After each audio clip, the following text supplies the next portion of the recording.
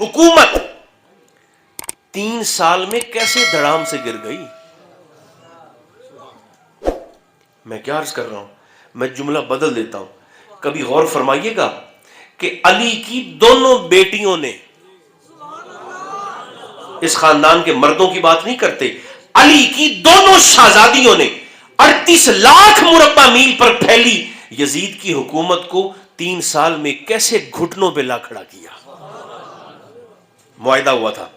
اور اس معاہدے پر جناب خدیجہ کے دستخط بھی ہیں، مہر بھی ہے،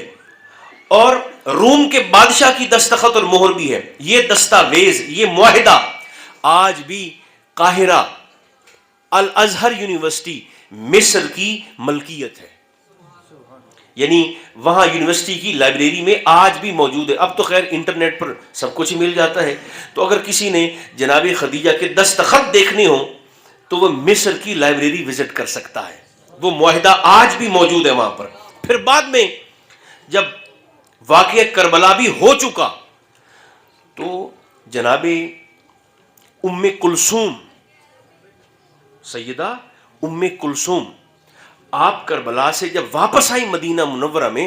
تو آپ نے اپنی نانی جان سے کیا ہوا رومی حکومت کا وہ معاہدہ نکالا اور باقاعدہ روم کا سفر اختیار کیا، اور وہاں جب پہنچی روم میں،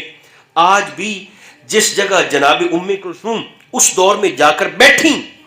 عیسائی آج بھی اس جگہ کو فاطمہ ویلی کے نام سے جانتے ہیں،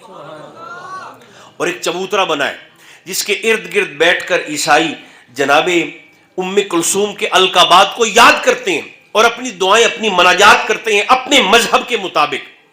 تو آپ وہ معاہدہ لے کر گئیں اور جا کر آپ نے روم کے لوگوں سے کہا کہ یہ تمہاری حکومت کا ہمارے ساتھ معاہدہ تھا کہ اگر ہمارے ساتھ زیادتی ہوگی، ہمارے قافلے پر لوگوں پر حملہ ہوگا تو تم ہماری مدد کرو گے۔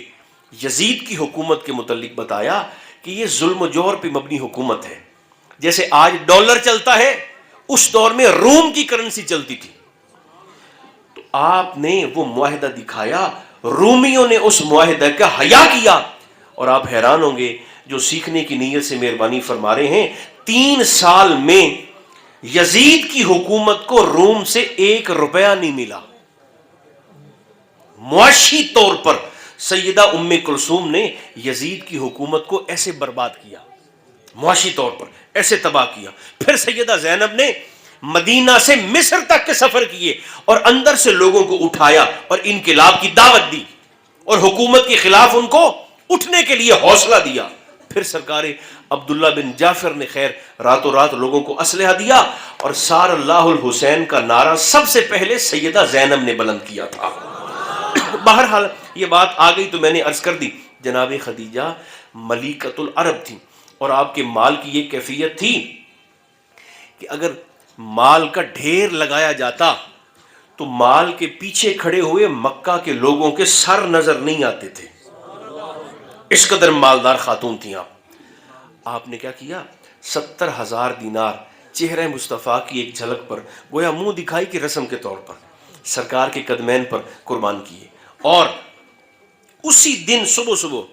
اپنا سارے کا سارا مال لا کر حضور کی بارگاہ میں پیش کر دیا۔ مگر میرے بھائیوں،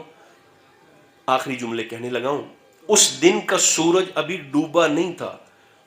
کہ سرکار کے صحن میں 1 درہم اور 1 دینار بھی نہیں تھا بچا، سرکار نے سارا تقسیم فرما دیا تھا۔ تو شادی کے موقع پر ایسی محافل کا انعقاد یقیناً برکت کا سامان پیدا کرتا ہے، اور سرکار کی اگر یعنی ذکر سے نسبت ہو جائے تو پھر اللہ کی ذات پر یہ توکل رکھ لینا چاہیے کہ اللہ یقیناً اس تقریب میں برکتیں عطا فرمانے والا ہے۔ خدا کرے سرکار کے ذکر کا وسیلہ آپ کی شادیوں کے حق میں قبول ہو جائے۔ ہم سب کی خطاؤں سے صرف نظر فرما کر پروردگار عالم میرا اور آپ کا خاتمہ بھی اسی کرم، اسی بھرم کے ساتھ ایمان پر فرمائے۔ صلی اللہ تعالی علی خیر خلقہ۔